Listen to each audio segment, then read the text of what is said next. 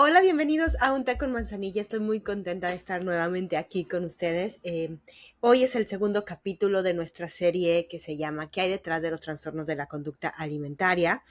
Y esta semana hablaremos de esta obsesión por la delgadez, de los mitos con los que hemos crecido. Y bueno, es un tema bastante extenso que me parece sumamente importante tocar y que si bien no va a ser el único capítulo que encuentres en el podcast hablando de esto, hoy quiero detenerme en cómo esta obsesión ha sido pasada de generaciones tras generaciones, de dónde proviene, tocar un poquito de esa parte y cómo eso impacta.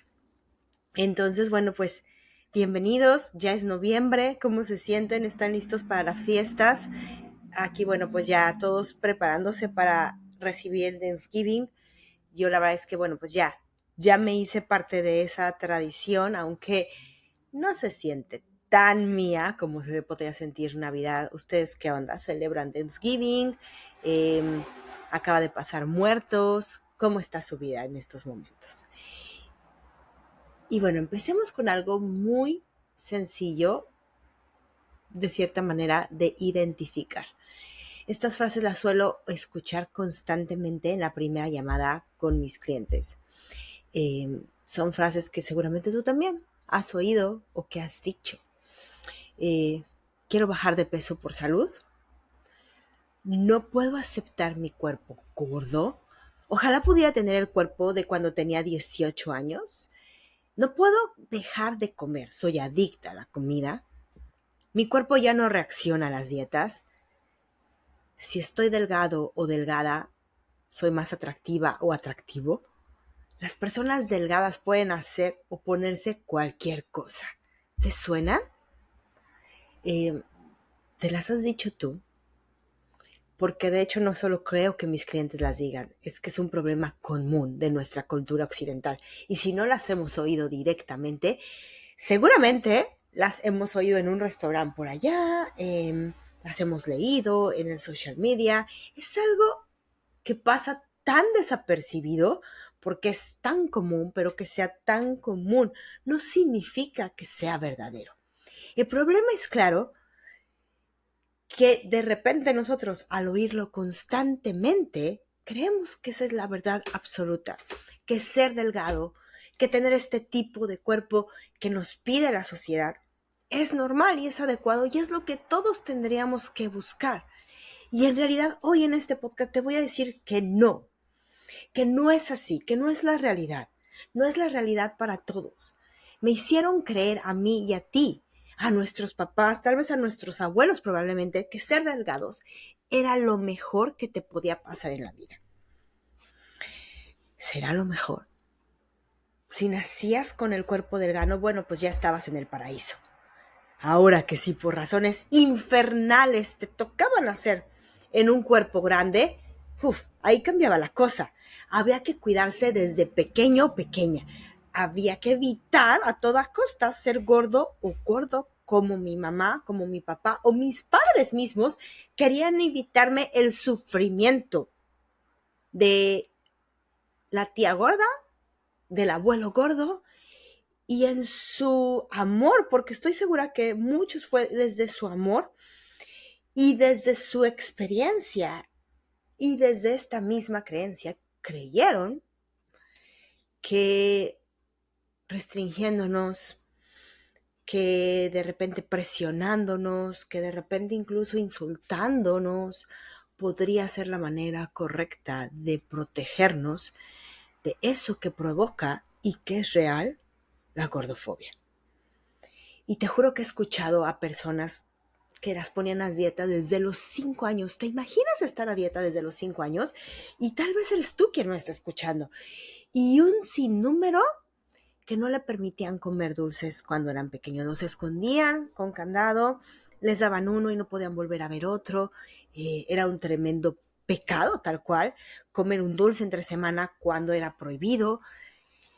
Y desde ese momento, sin conciencia, nuestros padres estaban plantando la semilla de desconexión con el hambre y la saciedad.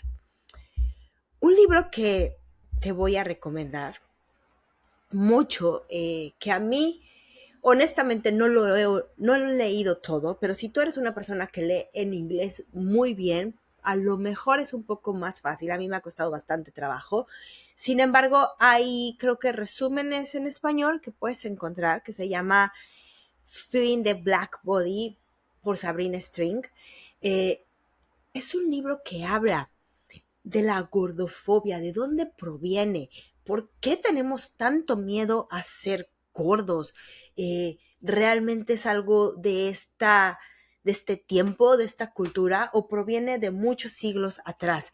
Y la verdad es que es un libro que tiene muchos, que va mucho al arte, porque el arte pues representa y es una forma de representación de la sociedad que busca mucho en el arte, busca mucho por supuesto en estudios, en otros libros, y que nos da un gran panorama de entendimiento de por qué rechazamos estos cuerpos grandes.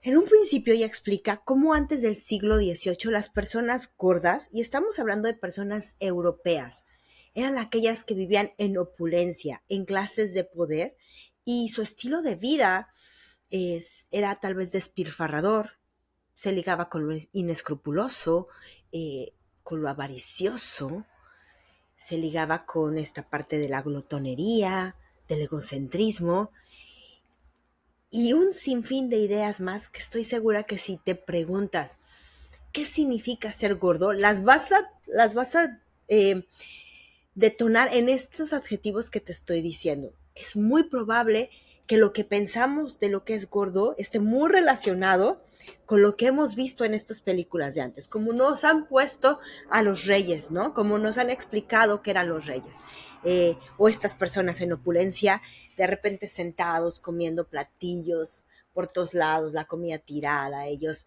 teniendo sexo todo el día, despilfarrando, ese tipo de cosas.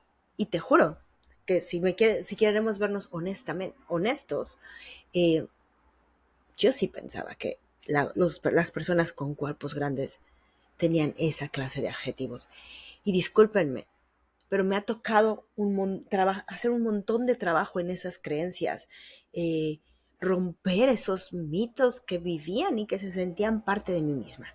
Y bueno, cuando los esclavos de África comenzaron a llegar a Europa, vieron que sus cuerpos eran totalmente diferentes a los suyos, que aun cuando grandes eran distintos, que de hecho eran muy, se podría decir en esa religión, pecaminosos, que incitaban a este deseo sexual, que las partes provenientes sobre todo de las mujeres eran mucho más grandes, mucho más visibles.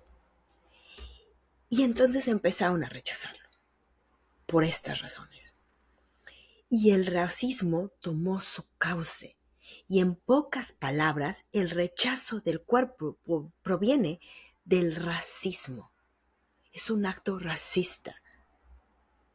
Y aunque no lo creas y aunque no lo veas, tú, al, al desvirtuar un cuerpo grande, estás siendo racista. Yo no lo creía. Yo nunca me di cuenta de eso.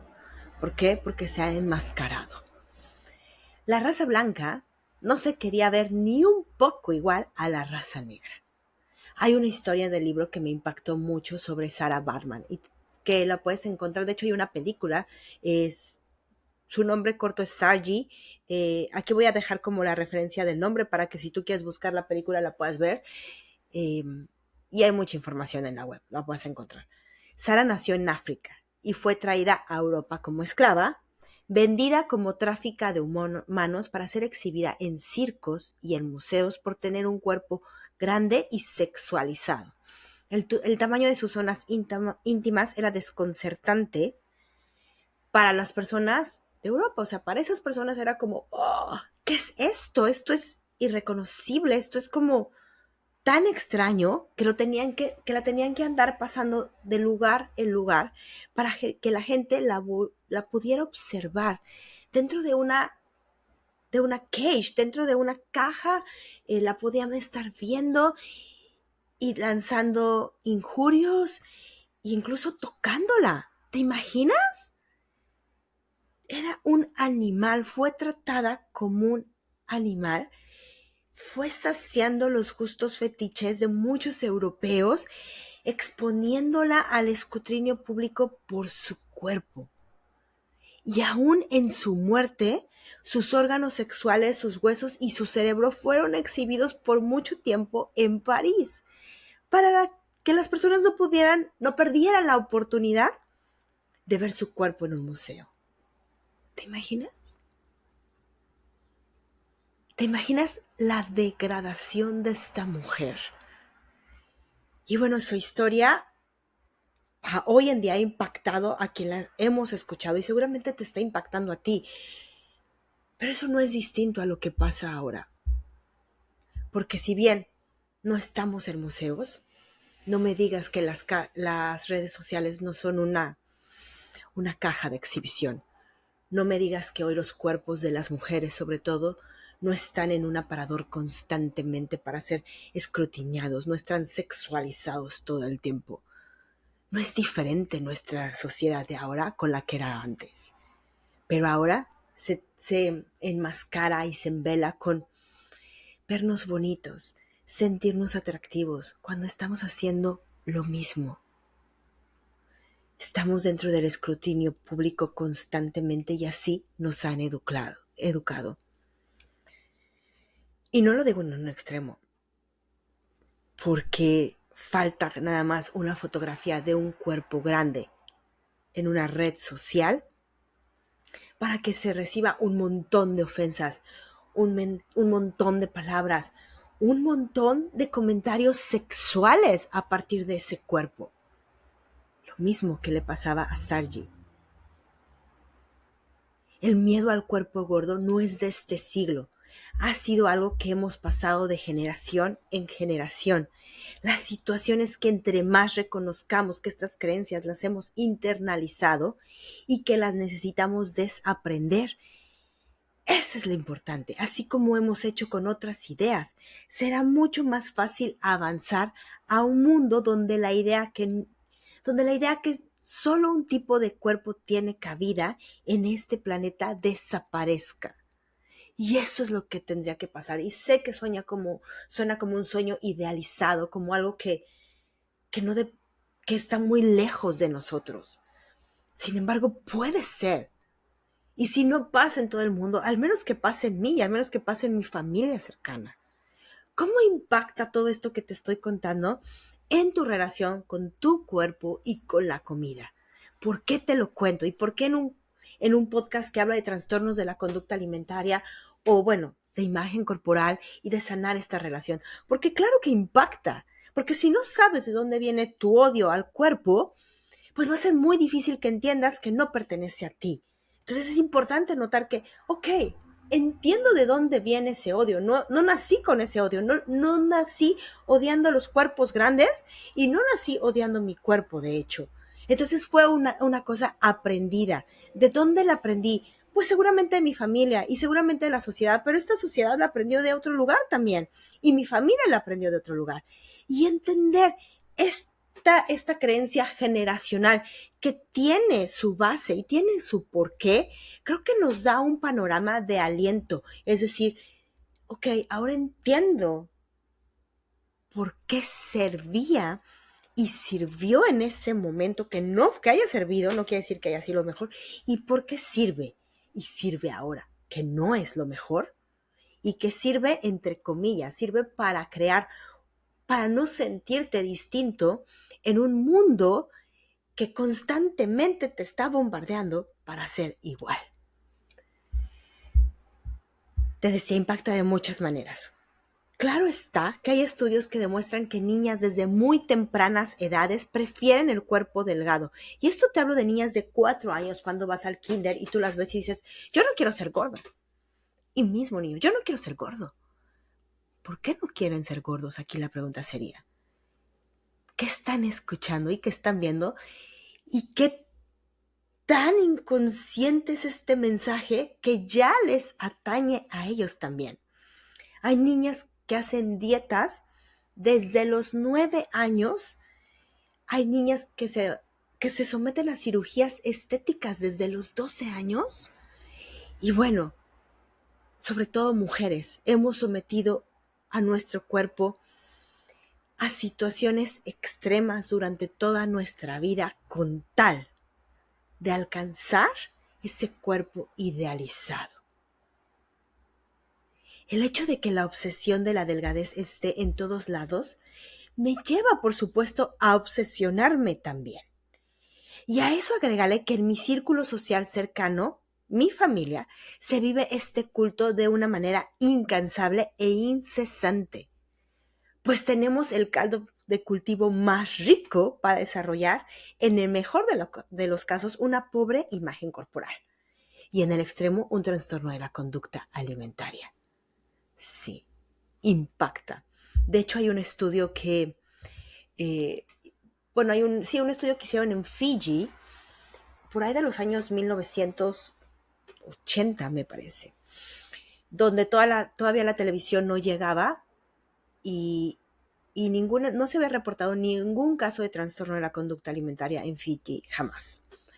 Llega a la televisión y tal vez en los próximos 7 años, creo, se vio el primer caso de trastorno de la conducta alimentaria, porque las personas fueron expuestas a esta obsesión por la delgadez. ¡Wow!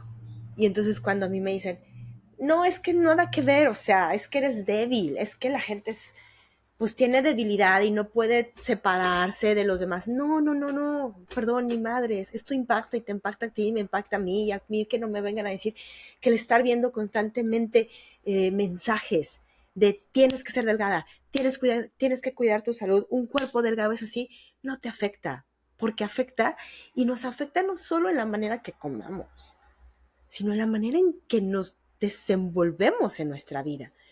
Y me revienta cuando oigo decir que esta aceptación corporal es romantizar los cuerpos gordos. Por Dios, qué pinche romantización. De romántico no tiene nada, lo único que se les está pidiendo es que seamos más abiertos, que abramos los ojos a la diversidad corporal, que seamos más amables, que no aplaudamos ningún cuerpo. De hecho, no aplaudas ningún cuerpo. El cuerpo es cuerpo. Listo, no necesita de aplaudirse. No hay un cuerpo bueno y un cuerpo malo. Es el cuerpo que te tocó. Es más, si nos pudiéramos callar la boca mejor y valorar a las personas por otras razones como sus reales valores internos, te aseguro que la culpa, la vergüenza, el bullying, la discriminación bajaría a niveles extraordinarios y por tanto también las enfermedades físicas. Seríamos verdaderamente saludables. Pero bueno, es el sueño y que tomará años, yo lo sé, o siglos tal vez lograrlo. Pero hay que empezar por un lado, ¿no crees? Y creo que podemos empezar por nosotros. Y bueno, regresando un poco a lo que nos convoca en el episodio, perdón, es que me apasiona este tema y no estoy enojada, pero es que a mí, que viví 25 años persiguiendo esa delgadez obsesiva, que después ya ni siquiera sabía por qué la perseguía, solo la perseguía y así se sentía, solo lo tenía que hacer sin encontrar razón. El entender que no soy eso, que todo eso que creí no es real o puede ser no real para mí, porque me enfermó, porque me lastimó, porque me quitó de vivir una vida completa tratando de encajar en ese estándar, para mí fue muy importante y estoy segura que para ti también lo es escucharlo. Y seguramente ya lo has escuchado en otros lugares, este no es el primer lugar, pero si lo estás volviendo a escuchar hoy, solo te invito a que lo reflexiones, a que lo pienses desde un lugar distinto. Y regresando al tema que nos convoca. Esta obsesión por la delgadez, como te puedes imaginar, genera una búsqueda incansable por ese cuerpo. Y aunque está de moda en estos tiempos que las dietas no funcionan, ya lo he oído en todo el mundo, o sea, es la frase que más oigo y que más leo. Esta no es una dieta, ya sabemos que las dietas no funcionan, pero todos seguimos cayendo en estos retos estúpidos, en estas restricciones, en esta salud moralista. Y cuando hablo de salud moralista, cuando de repente dicen que los alimentos van a curarte de todo, que si tú comes de cierta manera vas a tener la mejor vida, por Dios, Eso no es cierto, porque los determinantes de la salud no son solo los alimentos. Hay muchas cuestiones atrás de la salud. Reducir la salud a solo el alimento es reducirnos nosotros mismos. Somos un todo. Y otra, el ejercicio como único recurso para controlar mis problemas. Está bien que entendamos que las dietas no funcionan, pero abramos los ojos. Hay dietas, hay restricción y hay obsesión en todas estas otras conductas. ¿Eso realmente será sano? Y te prometo que no hay persona que tenga un TCA que no piense de esta manera. Pero el problema es que no son las personas que tienen un trastorno quienes piensan así, sino son también todas las personas sanas. Y a veces esas personas sanas con estos comentarios pueden llevar a la lona a esas personas insensibles, a esas personas sensibles. Te pregunto a ti, porque estoy segura que has hecho una dieta alguna vez, has llevado un plan alimenticio, has hecho un ayuno, o como quieras llamarle. Te pregunto, ¿eres más feliz ahora de lo que eras antes de empezar ese régimen? ¿Eres más exitosa o exitoso? ¿Eres más saludable? ¿Tienes relaciones sociales más estables? ¿Tus calificaciones escolares mejoraron? Y a lo mejor si piensas, los primeros 6 meses sí me sentí mejor. Los primeros 6 meses ya me sentía como que había ganado una carrera. Me sentía súper emocionada. Ya, es cierto. ¿Y el resto de los meses? Después de esa bomba de energía, después de esa bomba de adrenalina, después de esa bomba de todas estas hormonas dentro de ti, ¿qué pasó?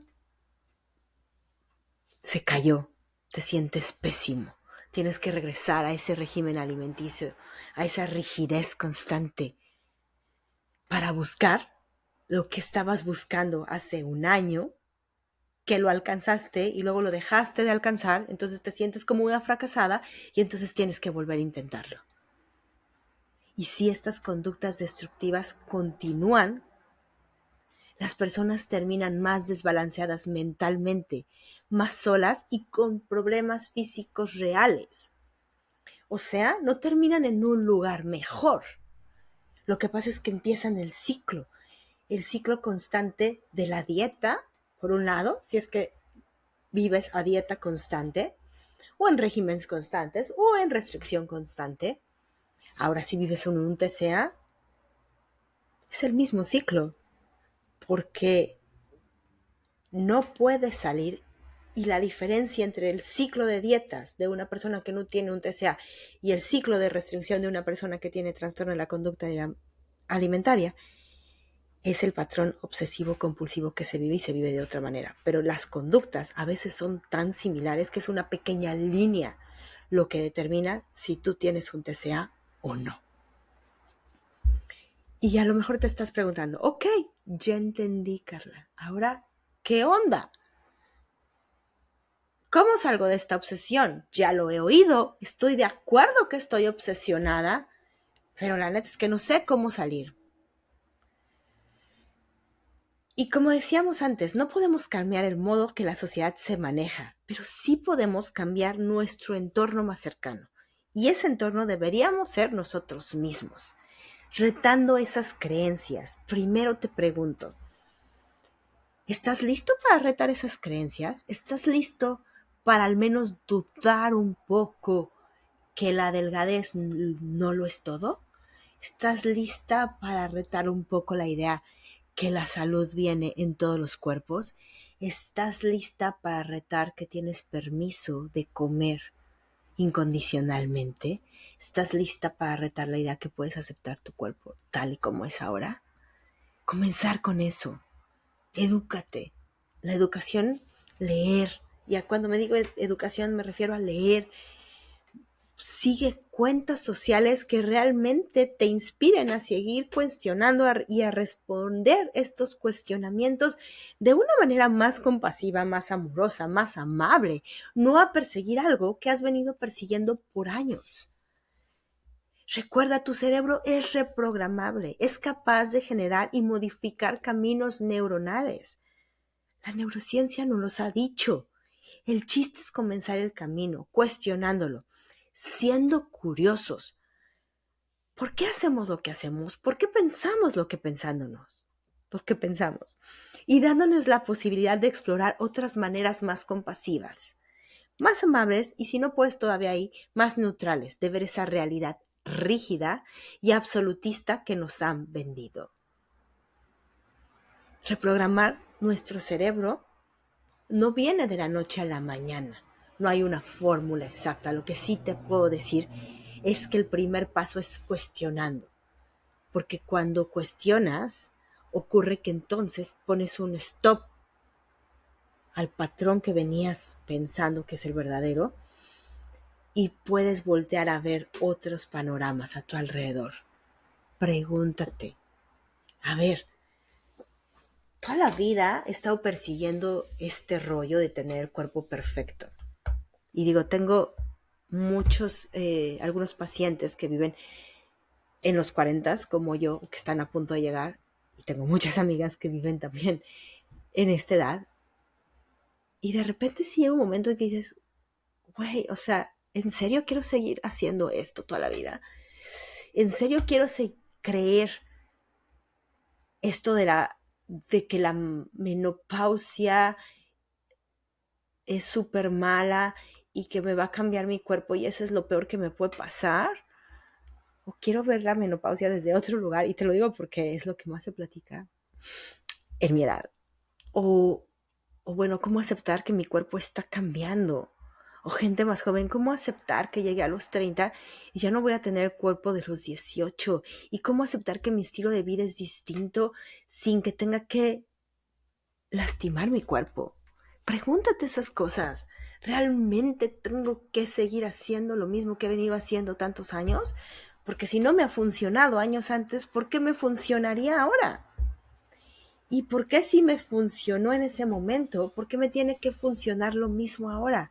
Si mi vida es distinta, si mis objetivos son otros, porque estoy segura que no quieres lo mismo ahora que querías cuando tenías 18 años. Y si tienes 18 años, no creo que quieras lo mismo ahora que cuando tenías 8 años. Entonces, ¿por qué sigues persiguiendo esas mismas obsesiones? Como que hay un truco ahí. Y el punto es, ¿cuál es el truco? Investiga, obsérvalo. Te voy a dejar el libro aquí abajo. Y por supuesto, vea los otros episodios del podcast. Hay mucha información gratuita que puedes encontrar ahí. Invitados increíbles que te pueden orientar a contestar estos cuestionamientos. Y otros podcasts, ¿no? Otros podcasts que hablan de lo mismo. La verdad es que hoy en día se está abriendo mucho este panorama. El punto aquí es, ok, lo escucho y cuánto estoy dispuesto a moverme de ese lugar. Y a lo último que iba es, estos patrones o estos caminos neuronales o estas conexiones neuronales, a veces no se siente bien cambiarlas. A veces tenemos que obligarnos un poquito porque, bueno, pues es cómodo pensar lo que hemos pensado toda la vida, se siente bien, se siente seguro, además me siento parte porque, bueno, si voy a un restaurante a hablar con mis amigas y si solo están hablando de dietas y yo ya no quiero hablar de dietas, pues me voy a sentir incómoda y de cierta manera no quiero sentir eso, aunque todo esto es inconsciente. Entonces, ¿qué hago? Me adapto. Y de repente sigo a las personas como un borrego para no sentirme diferente a los demás. Es mucho cuestionamiento. Sé curiosa contigo. Y lo más importante, no te juzgues. No te juzgues por pensar como piensas, porque como te dicen, no es algo tuyo, no es tu culpa. Imagínate, venimos de este pensamiento de siglos y siglos atrás, entonces, bueno, tocará ir retando día tras día. Yo todavía hoy día reto muchos pensamientos que traigo de esta parte del odio a los cuerpos, de esta parte del racismo, de esta parte de los grupos moralistas, de esta parte de la propia religión, Yo soy creyente, pero no voy a negar que la religión ha hecho un gran papel en esta parte. Eh, y bueno, de todos los sistemas de opresión en los que vivimos. Y recuerda nuevamente, no hay una fórmula exacta. Lo que sí te puedo decir es que es necesario dejar esa obsesión atrás para poder recuperar tu vida. Y antes de cerrar el episodio de hoy, quiero pedirte un favor. Es bien pequeño. Si te ha gustado el contenido y crees que puede ser útil para alguien más, compártelo con tus amigos, tu familia, en redes sociales. Además, si estás escuchando desde una plataforma donde puedes calificar el podcast, te agradecería mucho que lo evalúes y me dejaras esas 5 estrellas, sería fabuloso. Eh, Esto no solo me ayuda a seguir creando contenido, sino que también permites que más personas encuentren el podcast y se beneficien de esta información. Si tienes dudas, si quieres comenzar tu proceso, escríbeme, cuestionémonos juntas. Gracias por tu apoyo y gracias por escucharme el día de hoy. Adiós.